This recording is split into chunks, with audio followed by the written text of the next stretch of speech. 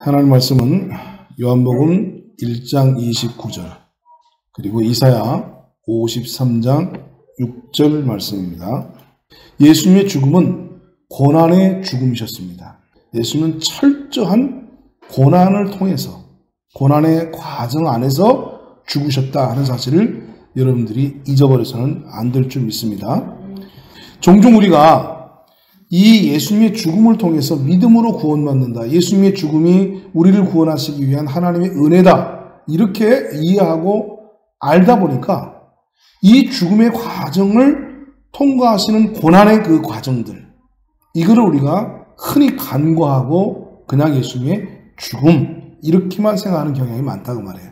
십자가에 못 박혀 달리신 그 예수님만 우리가 생각하기 쉬운데 사실 예수님이 십자가에 못 박혀 죽으시기 전에 채찍에 맞으시고 조롱과 그리고 많은 그 아픔의 과정들을 겪으시면서 심지어는 그 십자가를 짊어지시고 자기가 매달려야 할 십자가를 짊어지시고 골고다까지 오셔야 되는 그런 많은 고난의 과정들이 있었기 때문에 예수님이 십자가에서, 다른 사람들은 이틀에 걸쳐 죽기도 하고 3일에 걸쳐 죽기도 하는데 예수님은 십자가에서 6시간 반 만에 돌아가셨습니다. 이례적이죠. 자, 예수님이 십자가에서 6시간 반 만에 돌아가셨다는 이야기는 무엇을 의미하냐면 이미 그 앞에서 어마어마한 고난을 받으셔서 이미 그 몸이 너덜너덜해진 상태에서 그분이 십자가를 짊어지고 그 골고다 언덕에 간신히 도착해서 십자가에 달렸기 때문에 6시간 반 만에 돌아가신 거예요. 자, 그러면 예수님이 그 고난으로 죽으신 이유가 뭐냐? 자, 그 예수님이 고난으로 인해서 죽으신 이유는, 자, 이사야 53장 6절 같이 한번 읽어보겠습니다. 오늘 본 말씀인데 다시 한번 읽습니다. 시작. 우리는 다 양 같아서 그릇 행하여 각기 제 길로 갔거늘 여호와께서는 우리 모두의 죄악을 그에게 담당시키셨도다. 네, 그렇죠. 즉 예수님의 죽음은 하나님께서 우리 무리의 죄악을 그에게 담당시키심으로 받으신 고난이다 하는 얘기입니다.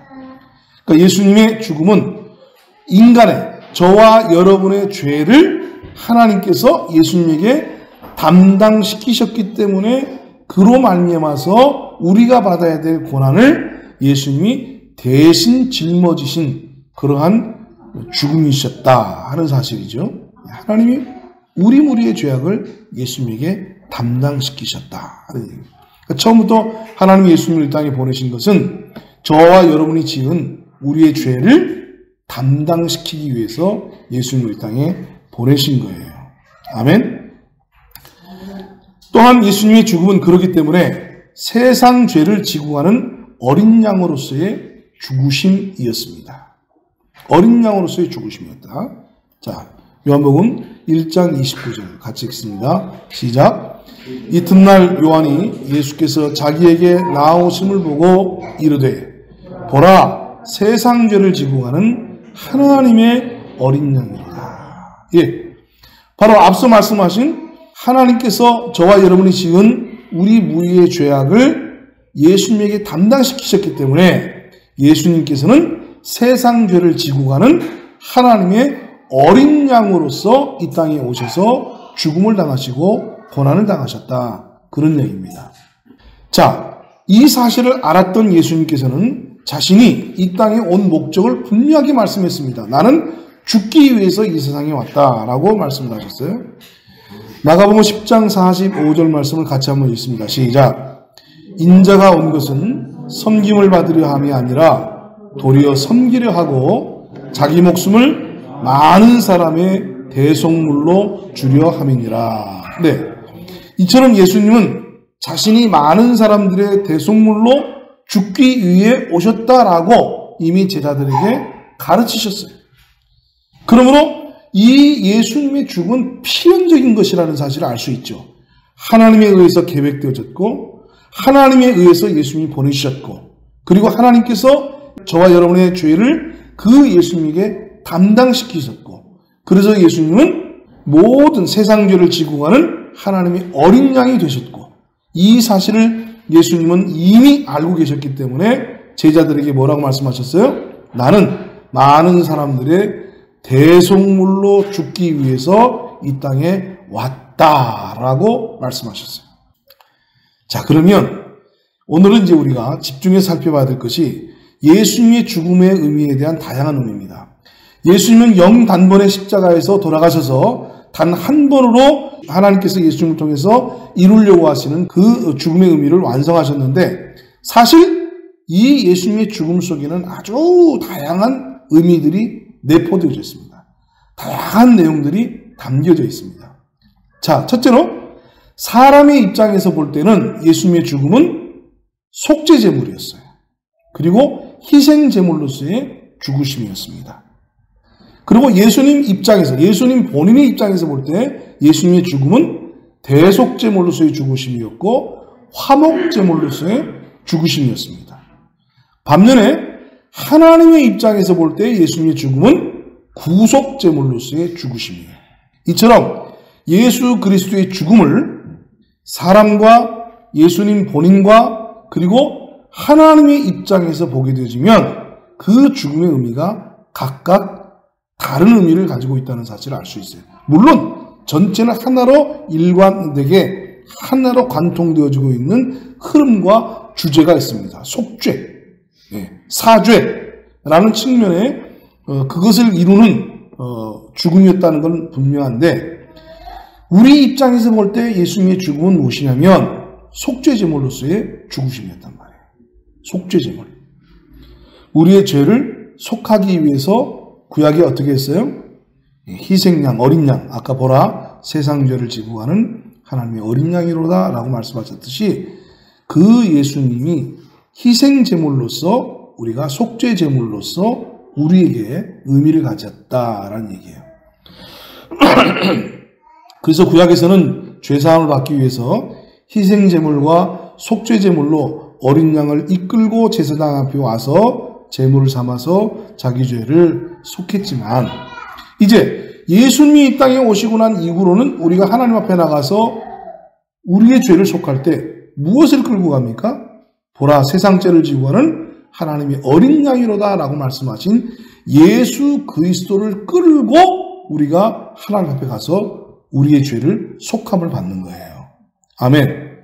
그러니까 구약에는 동물, 희생제물, 어린 양을 끌고 갔다면 이 어린 양이 신약의 예수 그리스도를 예표로 하고 있었기 때문에 이제 신약의 우리는 양을 잡아서 희생제물로 교회에 와서 우리가 양 잡고 하는 이런 그 의식을 행하지 않아도 된단 말이에요.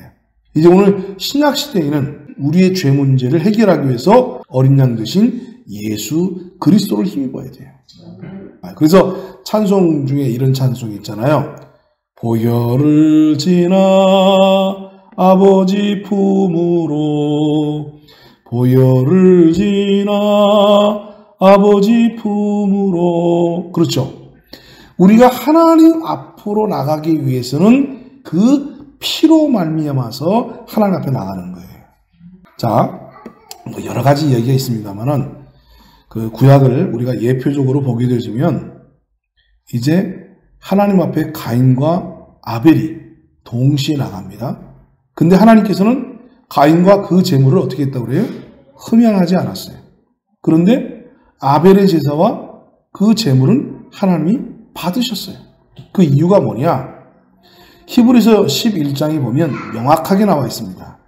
하나님께서는 아벨과 그 제물을 받으셨다고 그랬어요. 근데 그 제물이라고 말할 때에 그 히브리어 그 원어에 보면은 희생제물을 의미한단 말이에요. 그러니까 하나님께서 아벨의 제사를 받은 것은 아벨이 가인보다도 훌륭한 삶을 살았기 때문에 받으신 것이 아니고, 가인이냐 아벨이냐가 중요한 것이 아니라 무엇을 들고 나왔느냐, 무슨 제물을 의지하고 무슨 제물을 이끌고 나왔느냐가 중요하단 말입니다. 가인은 땅의 수산물, 이 땅의 수산물이 구약 성경을 강의할 때 보면은 이 땅의 수산물이 땅에서 사람이 땀을 흘려야 곡식을 얻게 된다. 그래서 땅의 수산물은 인간의 수고를 의미하고 있습니다. 인간의 수고와 노력을 대표하는 것이 땅의 수산물이에요. 그러니까 가인이 땅의 소산물을 가지고 하나님 앞에 나왔다는 얘기는 자기의, 자기 수고, 자기 노력을 힘입어서 하나님 앞에 나왔다는 얘기예요. 그래서 하나님께서 가인의 제물을 받지 않으신 겁니다. 그런데 아벨의 제사를 받으신 이유는 아벨은 자기 의나 자기 공로나 자기 노력이나 자기 수고를 힘입어 주님 앞에 나온 것이 아니라 나는 죄인입니다. 에덴 동산에서 죄를 짓고 쫓겨난 죄인의 후손으로서 죄인으로 태어나서 감히 하나님 앞에 설 수 없는 죄인입니다. 그러나 하나님이 이 어린 양을 희생해서 저희 부모 아담과 하와에게 입혀주셨던 가죽옷으로 말미암아 하나님과의 만남을 허용하셨듯이 그 가죽옷을 덧입기 위한 어린 양의 희생 제물을 하나님 앞에 힘입어서 나옵니다. 바로 그게 아벨의 제사란 말이에요. 이 아벨의 제사는 오늘날도 저와 여러분에게 유효합니다. 하나님은 오늘도 가인의 예배를 받으시는 걸 원치 않아요. 하나님, 제가 일주일 동안 깨끗하게 살았어요. 거룩하게 살았어요. 열심히 살았어요. 충성스럽게 살았어요. 이만하면 내가 오늘 하나님 앞에 예배 드릴만 하지 않아요? 아니요. 인간의 의는 구약성경에 걸레와 같다고 얘기했습니다. 뭐가 같아요? 걸레. 우리가 우스갯소리로 그런 얘기 하잖아요. 걸레는 빨아도 걸레다. 그죠? 예. 근데 걸레 같은 우리가, 하나님, 제가 지난 한 주간 동안은 좀 남달리 살았던 것 같아요. 지난 한 주간 동안은 좀 의롭게 사는 것 같은데요. 그린 저를 받아주세요. 이렇게 하나님 앞에 나오면은, 야, 걸레가 좀 빨았다고 해서 자기가 걸레가 아닌 줄 알고 나왔네. 이놈 자식아. 하나님 안 받으신다고. 오늘 우리가 하나님 앞에 나올 수 있을 때는 언제나 내 공로 의지하지 않고 나의 수고와 노력의 산물이 아니라 오직 예수 그리스도의 보혈의 공로를 힘입어서 우리가 주님 앞에 쓰는 거예요. 그 그리스도의 보혈의 공로 아니고서는 하나님 앞에 설 자가 없어요. 그래서 오늘도 저와 여러분이 하나님 앞에 담대하게 당당하게 우리가 주님 앞에 나올 수 있는 것은 오직 보혈을 지나 예수 그리스도의 그 보혈의 공로를 힘입어서 우리가 주님 앞에 서게 되지는 거예요. 그러니까 언제나 주님 앞에 설 때는 우리는 겸손해질 수밖에 없는 거죠. 왜? 나의 의로는 하나님 앞에 쓸 수가 없거든요. 나의 선행으로, 나의 수고와 노력으로, 나의 어떤 그 산물로는 하나님 앞에 설 수 없지만, 그래서 겸손하게 예수 그리스도의 보혈의 공로를 힘입어서 주님, 저는 자격 없지만 오늘도 그리스도의 보혈의 공로로 말미암아 주님 앞에 이렇게 섭니다 하고 늘 그래서 예배의 찬양 가운데 예수 그리스도의 보혈에 대한 찬양이 있는 거예요. 여러분, 이 사실을 잊지 마시기 바랍니다. 여러분들이 어떤 신분, 어떤 수준, 어떤 도덕성, 어떤 인격을 가졌을지라도 그것을 근거로 해서 하나님 앞에 설 수 있는 사람은 아무도 없습니다. 오직 예수 그리스도의 보혈의 공로를 힘입어서 오늘도 주님 앞에 나온 줄 믿으시기 바랍니다. 자, 이처럼 사람은 하나님 앞에 나가기 위해서 속죄제물로서 희생제물로서 그 제물을 필요로 했는데 예수님이 바로 사람의 죄를 속하기 위한 속죄제물이요 희생제물이었다는 사실입니다. 사람의 입장에서 볼 때는. 아시겠죠? 자, 그 다음에 예수님 입장에서 볼 때는 예수님의 죽음이 어떤 의미를 갖고 있느냐? 대속제물로. 어린 양이 사람의 죄 때문에 대신해서 희생하셨던 것처럼 많은 사람을 위해서 내 목숨을 대속물로 주려 오셨다라고 말씀하셨던 대속제물이다 그 말입니다. 이해가 되시죠? 아멘. 그래요. 예수님이 무슨 죄가 있어서 우리 대신 죽으셔야 됩니까? 어린 양이 무슨 죄가 있어서 사람의 죄 때문에 희생을 당해야 합니까? 근데 우리는 예수님의 죽음이 마땅한 것처럼 생각하고 너무나 당연한 것처럼 생각하는데, 그러나 여러분 십자가를 바라볼 때마다 예수님이 내 대신 고난과 죽으심을 당하셨구나 하는 사실을 항상 잊어버려서는 안 되는 거예요. 네. 손양원 목사님이 그렇게 말씀하셨다고 그러죠. 오늘따라 예수님의 십자가와 죽음을 묵상을 해도 내 마음에 감동이 없구나. 나는 타락한 사람인가? 그렇게 말씀하셨다고 그러죠. 예수님의 죽음과 희생을 생각할 때마다 그 가슴 속에서 새록새록 주님 감사합니다. 주님에 대한 감사, 그리고 주님이 나 대신 죽었다니 그 나 대신 죽었다는 그 죽음에 대한 감동, 이것들이 늘 우리의 믿음의 동기가 되어야 되고 우리의 삶의 동력이 되어야 되고 그것이 우리 믿음의 기초가 되어야 되는데 예수님의 죽음을 생각해도 예수님의 고난을 생각해도 내 마음이 화인 맞은 것처럼 아무런 느낌이 없다는 거예요. 그래서 그가 죄를 지어서 타락한 것이 아니라 예수님의 십자가를 생각해도 예수님의 그 고난을 생각해도 내 마음에 감동이 없다. 내 마음에 감사가 없다. 나는 타락한 사람인가? 수준이 다른 것 같아. 믿음의 격이 다른 것 같아. 그렇죠? 여러분 그렇게 자기 자신을 자책해 보신 적이 있나요? 오늘따라 찬송을 불러도 찬송이 내 마음에 감동이 없다. 오늘따라 예수님을 생각해도 내 마음에 아무런 느낌이 없다. 그것 때문에 슬퍼해 본 일 없습니까? 내 마음에 예수님에 대한 감동이 없다는 것 때문에 슬퍼하고 그래서 그것 때문에 금식하고 예수님 그랬잖아요. 혼인집 신랑과 함께 있을 동안에 누가 금식하겠느냐? 그러나 신랑을 빼앗길 날이 올 텐데 그때는 저희들이 금식할 거다. 여러분 오늘날 많은 사람들이 하나님 앞에 금식한다고 많은 금식을 하지만 금식의 내용을 들여다보면 아버지 하나님 나에게 이것을 채워주세요. 내 소원을 들어주세요. 내가 이게 없어요. 저게 없어요. 내가 위기를 만났어요. 문제를 만났어요. 이거를 해결해 주세요. 하나님 앞에 협박하는 하나님과 씨름하는 금식은 많이 해도 하나님 감동이 없어요. 성령 충만하지 않은 것 같아요. 제 마음에 기쁨이 없어요. 제 마음에 자족함이 없어요. 제 마음이 주님으로 말미암아 뜨거운 열정이 식어졌어요. 이것을 회복시켜 주시옵소서라고 하나님 앞에 금식하는 사람들이 얼마나 있냐 그 말이에요. 아니 이런 문제를 금식거리로 생각하며 살아가는 사람들이 얼마나 있냐 그 말이에요. 사랑하는 성도 여러분, 오늘도 우리가 주일이 됐기 때문에 주님 앞에 나왔다고 자족하지 마세요. 주님 앞에 예배드리고 있다고 자족하지 마세요. 이 예배가 내 마음의 기쁨인가? 이 예배에 오기 위해서 내 마음이 그렇게 설레이고 그렇게 행복했었던가? 참 예수 믿고 구원받았을 때요, 교회 가는 것이 어쩌면 그렇게 즐거운지 몰라요. 예배하는 것이 어쩌면 그렇게 즐거운지 몰라요.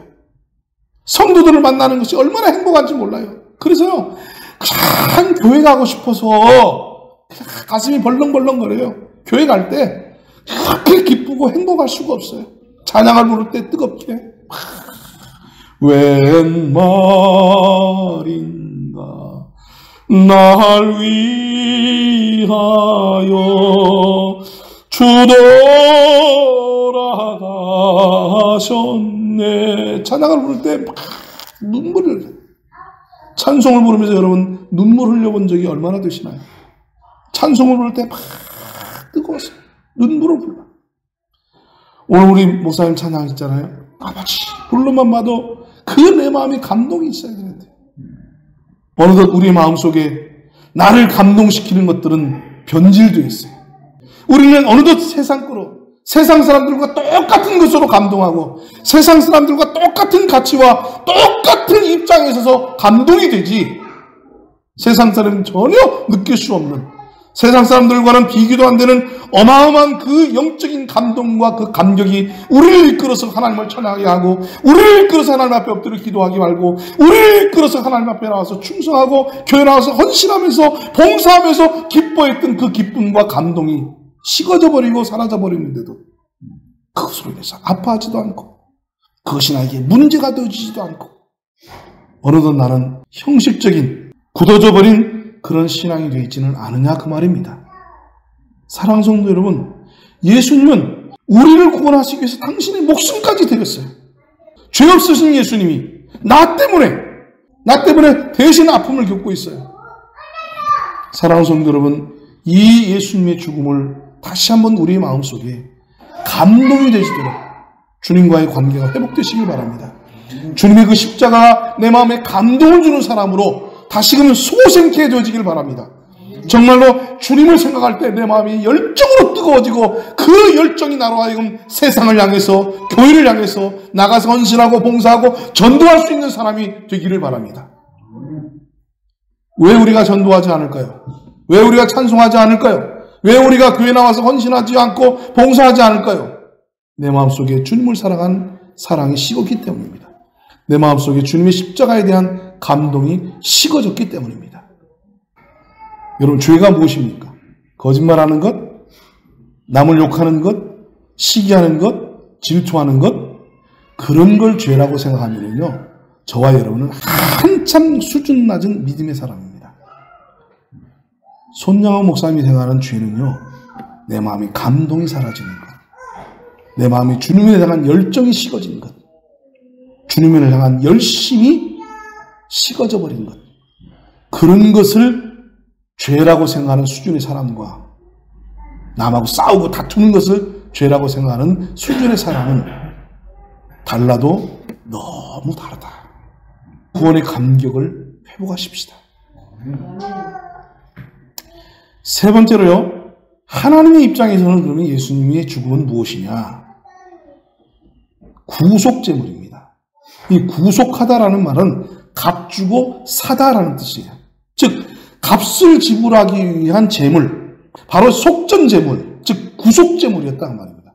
하나님은 죄에 빠진 저와 여러분을 구원해내기 위해서 그냥 아무런 희생의 대가 없이 구원해낸 것이 아니라 자기 아들을 희생시키면서 죽음의 대가를 지불하고 저와 여러분을 사신 거예요. 그래서 우리가 하나님의 교회를 피값으로 사셨다 그러잖아요. 죄에 빠진 저와 여러분을 구원하기 위해서 대가로 무엇을 지불했어요? 예수 그리스도. 하나밖에 없는 독생자. 그 자기 아들, 눈에 나와도 아프지 않고 자기 목숨과도 바꿀 수 없는, 어쩌면 자기보다 더 크게 여기는 그 아들을 기꺼이 대가로 지불하고 제물로 희생시키고 저와 여러분을 구원하셨다고 말해요. 저와 여러분이 도대체 어떤 존재이기 때문에, 뭐 얼마나 대단한 가치가 있다고 자기 아들을 희생시키면서까지 우리를 구원하냐고 말해요. 성경은 이렇게 말했습니다. 하나님이 세상을 이처럼 사랑하사 독생자를 주셨으니. 그렇죠. 왜 하나님은 당신의 아들을 희생 제물로 내어주시면서까지 죄악에 빠진 저와 여러분을 구원하셨느냐? 그 이유는 무엇입니까? 큰 사랑입니다. 바다를 먹물 삼아도, 하늘을 두루마리 삼아도 이 큰 하나님의 은혜를 우리가 다 기록할 수 없죠. 하나님의 큰 사랑이 동기가 되어서 그 당신의 아들을 기꺼이 희생하신 겁니다. 그런데 이 어마어마한 대가를 지불하면서 저와 여러분을 향한 당신의 사랑을 실천하시고 당신의 사랑을 표현하시고 당신의 사랑을 나타내셨는데도 불구하고 오늘날 너무나 많은 사람들이, 아니 저와 여러분이 눈이 어두워지고 저와 여러분이 사탄에게 미혹되어져서 우리의 마음을 빼앗겨버리고 이미 우리의 마음이 너덜너덜해져서 우리는 순간순간 하나님을 향해서 이렇게 말합니다. 하나님, 당신이 나를 사랑하는 건 맞습니까? 사랑하긴 하는 겁니까? 당신이 나를 사랑하면 내가 왜 이 모양 이 꼴입니까? 라고 우리는 하나님을 향해서 하나님의 사랑에 대한 감동보다는 하나님을 향한 원망과 하나님에 대한 불평과 하나님과 시비하고 따따붙다 따지고 앉아있다고 말해요. 근데 여러분, 성경은 뭐라고 말씀하고 있는 줄 아십니까? 자기 아들을 아끼지 않고 내어주신 이가 어찌 그 아들과 함께 모든 좋은 것을 우리에게 주지 않겠느냐. 하나님이 자기 아들을 내어주심으로 말미암아 우리를 향한 당신의 사랑을 확증하셨도다. 우리를 사랑하신다는 그 사랑의 확증의 증거가 바로 무엇이었습니까? 예수 그리스도였습니다. 예수 그리스도를 이 땅에 내어주시면서, 예수 그리스도를 십자가의 희생의 제물로 내어주시면서 그 아들 예수가 십자가에 못 박혀서 이렇게 외칩니다. 엘리 엘리 라마 사박다니, 아버지 아버지 어찌하여 나를 버리시나이까. 하나밖에 없는 독생자가 십자가에서 아버지여 아버지여 왜 나를 버리시나이까, 어찌하여 나를 버리시나이까 라고 그가 그렇게 외칠 때에 그 목소리를 외면할 수밖에 없었던 그 아버지의 심정. 이 예수는 십자가를 짊어지시기 전에 겟세마네 동산에서 아버지여 할만하거든 이 잔을 내게서 물리쳐 주시옵소서. 아버지여 할만하시거든 이 잔을 내게서 물리쳐 주시옵소서.